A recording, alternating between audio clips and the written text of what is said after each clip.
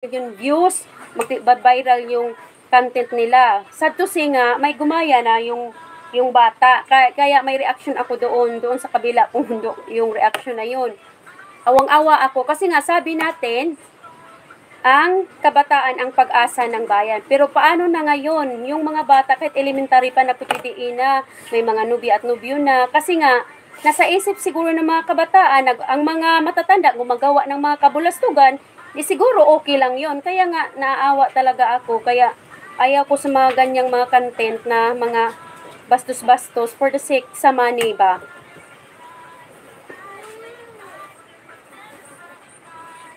Okay. Good to hear about that.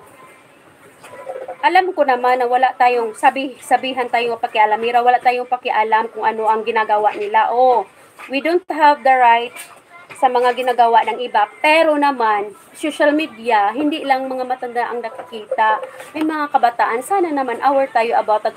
Pero ang sakit lang sa Raymond is, kung may mga naghubad-hubad pa dyan, nagpapakita ng kung ano-ano, hindi yan inano ni, kung saang platform, hindi binabiolate, hindi in-RR, yun yung masakit eh. Yung mga magagandang gawa nga dapat tularan ng kabataan, hindi pa napapansin eh, hindi sinishare, walang reaction, walang viewers.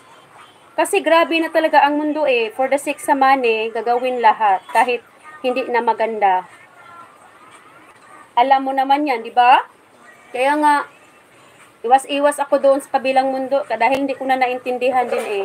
Nagkagulo-gulo na lahat, mga content creator, nag-away-away, puro fake na doon. Kaya, I'm just trying here, hindi ko naman inano, kung ibigay sa akin ni YT na mamonetize, much better kasi nga, hindi ako na-monetize doon is, may nagawa na tayong maganda para sa kapwa natin, especially sa mga matatanda. So why not? Hindi natin ituloy kung ma-monetize tayo here, di ba?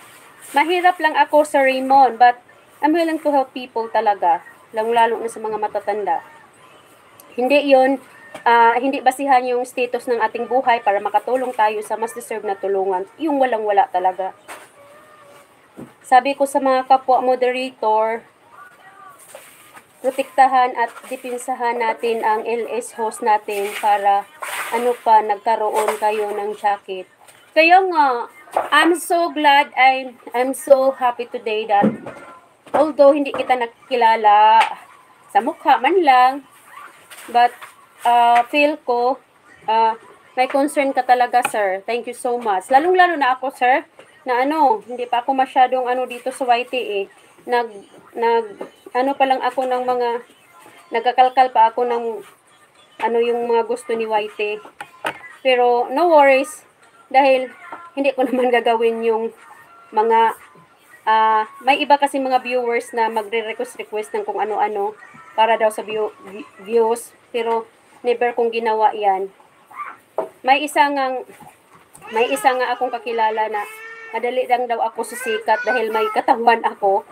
Yung sinabi, pero never ako. Kahit mahirap ako, never akong gagawa ng ikapahiya ko. Sisikat ka nga, dadami ang views mo. So, walang kwentang bagay naman, di ba? Thank you talaga, sir, for coming.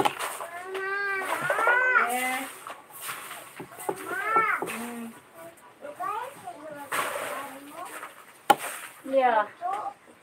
The table is still makalat eh. Yeah. Ako kasi simula ko pa lang. Grabe din, may pinuntahan din akong ibang platform. Ang daming humakayat sa akin doon, sir. Kaso grabe ang mga live eh. Kasi madali lang daw ang pera doon. Naku, Diyos mio Marimar, hindi ko matake yung mga live nila. Para ako yung nahihiya sa kanila. Kasi babae ako eh. Yung mga ginagawa nila for the sake nga sa money. Grabe, para ako yung nahihiya. Kaya, tinano ko yung apps na yun eh.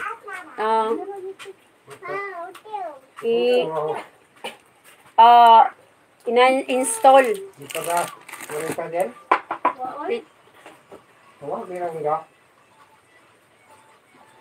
Mukbang. Marami yung kaya yun. Ngayon mo, tulungan mo betos yung anak.